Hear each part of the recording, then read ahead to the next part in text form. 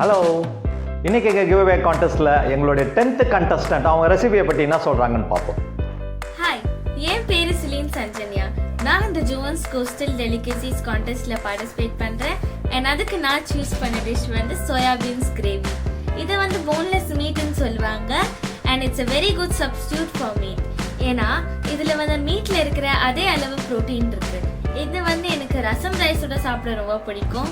And இந்த recipe எனக்கு என் mummy சொல்லி கொடுத்தாங்க. இந்த வீடியோ உங்களுக்கு பிடிச்சதுன்னா இந்த வீடியோவை ஃபுல்லாக பார்த்து எனக்கு லைக் அண்ட் சப்ஸ்கிரைப் பண்ணுங்க. தேங்க்யூ. Thank you miss Celine. ரொம்ப அழகாக எக்ஸ்பிளைன் பண்ணியிருந்தீங்க. இந்த ஏஜில் ஒரு ஸ்டூடெண்ட்டாக இருந்துட்டு இந்த குக்கிங்கில் இவ்வளோ இன்ட்ரெஸ்ட்டோட ஒரு கான்டெஸ்ட்டில் பார்ட்டிசிபேட் பண்ணிக்கிறீங்க. இதுக்கு முன்னாடி 2 ஸ்டூடெண்ட் இதே மாதிரி பார்ட்டிசிபேட் பண்ணியிருந்தாங்க. இதுக்காக உங்களை ரொம்ப அப்ரிஷியேட் பண்ணுறோம். ரொம்ப சந்தோஷமாக இருக்குது எங்களுக்கு. நீங்கள் எல்லாம் சேர்ந்து இதுக்காகவே மிஸ் செலினுக்கு ஒரு லைக் கொடுத்துருங்க. நீங்களும் இதே மாதிரி எங்கள் கான்டெஸ்ட்டில் பார்ட்டிசிபேட் பண்ணுறாங்க. எங்கள் டிஸ்கிரிப்ஷனில் வீடியோ லிங்க் கொடுத்துருக்கோம், அதை படித்து பாருங்கள். அதுலேயே உங்களுக்கு டவுட் இருந்துச்சு, அந்த வீடியோவில் உள்ள டிஸ்கிரிப்ஷனில் பார்த்தீங்கன்னா எல்லாம் டீட்டெயில்டாக கொடுத்துருக்கோம். அதை நீங்கள் பார்த்துட்டு நீங்களும் பார்ட்டிசிபேட் பண்ணலாம். ஒன் மோர் திங், இன்னொரு விஷயம் உங்களோட நான் ஷேர் பண்ண விரும்புகிறேன். நாங்கள் யூஸ் பண்ணுற அந்த பேன் வந்து என்ன டைப் ஆஃப் பேன் சொல்லி ஒரு வியூவர் வந்து கமெண்ட் பண்ணியிருந்தாங்க. அது என்ன மாடர்ன் கல்ச்சர்ட்டியான. அதே மாதிரி வாட்ஸ்அப்பில் நிறைய பேர் கேட்டிருந்தாங்க. அது என்ன பேன்ன்றதை நாங்கள் எப்படி வாங்கணுன்றது நாங்கள் டிஸ்கிரிப்ஷனில் லிங்க் கொடுத்துருக்கோம். நீங்கள் இன்ட்ரெஸ்டடாக இருந்தால் அதை நீங்கள் கிளிக் பண்ணி பார்த்து நீங்கள் வாங்கிக்கலாம். இப்போ நீங்கள் மிஸ் செலினை சப்போர்ட் பண்ணணும்னா இந்த வீடியோவை ஸ்கிப் பண்ணாமல் ஃபுல்லாக பார்த்து அவங்களுக்கு ஒரு லைக் கொடுத்துருங்க. இந்த மாதிரி இன்ட்ரெஸ்டிங்கான வீடியோஸ்லாம் டெய்லி நாங்கள் அப்லோட் பண்ணிக்கிட்டே இருக்கோம். இதெல்லாம் நீங்கள் மிஸ் பண்ணாமல் இருக்கிறதுக்கு எங்கள் சேனலை சப்ஸ்கிரைப் பண்ணி பக்கத்தில் இருக்கிற பெல் ஐக்கனை நீங்கள் கிளிக் பண்ணி வச்சுங்க. இப்போ நம்ம அந்த ரெசிபியை செஞ்சு பார்த்துடலாமா?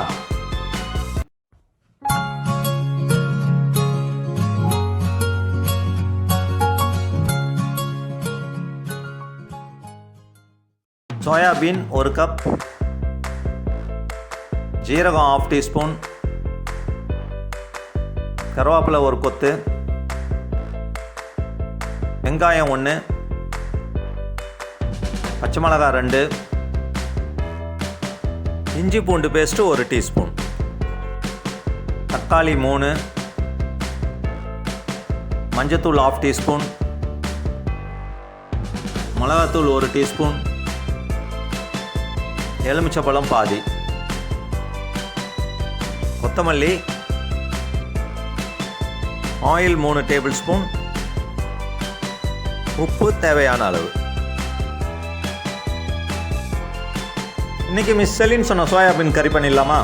இதுக்கு ஒரு 125 கிராம்ஸ், அதாவது 1 கப்பு சோயாபீனை நான் ஒரு 3 to 4 ஹவர்ஸ் நல்லா ஊற வச்சுருக்கேன் தண்ணியில். அதுக்கு மேலே நீங்கள் சோக் பண்ண வேண்டியதில்லை. இப்போ நல்லா ஊறின பிறகு அதை எடுத்து ஒரு குக்கரில் போட்டு அதுக்கு தேவையான அளவு நம்ம தண்ணி ஊற்றிக்கலாம். தண்ணி கூட அதிகமாக ஊற்ற வேண்டியதில்லை. சால்ட்டும் இப்போவே சேர்த்துக்கலாம். அப்போ தான் வேகும் போதே சால்ட் அதோடு சேர்ந்துடும் சோயாபீனோட.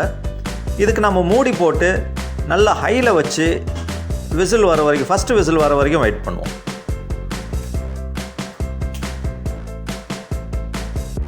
ஃபஸ்ட்டு விசில் வந்தோன்னா ஃப்ளேமை சிம்மில் வச்சு இன்னும் 2 விசில் வர வரைக்கும் வெயிட் பண்ணுவோம்.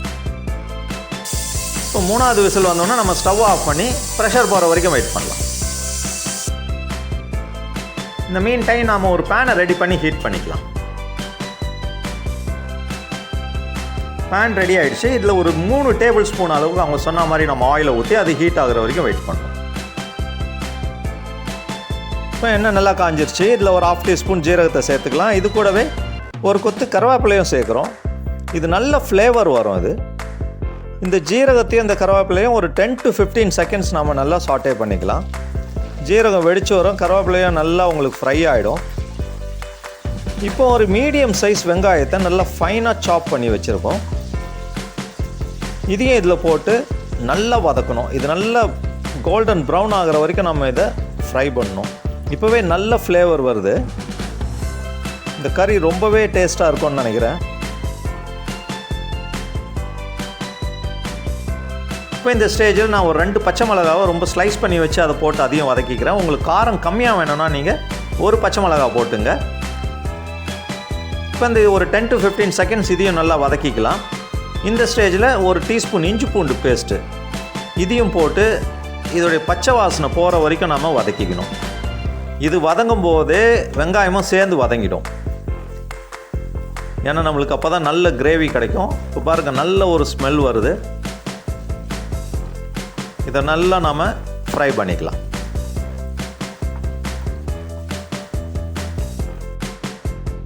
இப்போ வெங்காயம் நல்லா வதங்கிருச்சு. இந்த ஸ்டேஜில் ஒரு 3 தக்காளியை நான் ஸ்லைஸ் பண்ணி வச்சுருக்கேன்.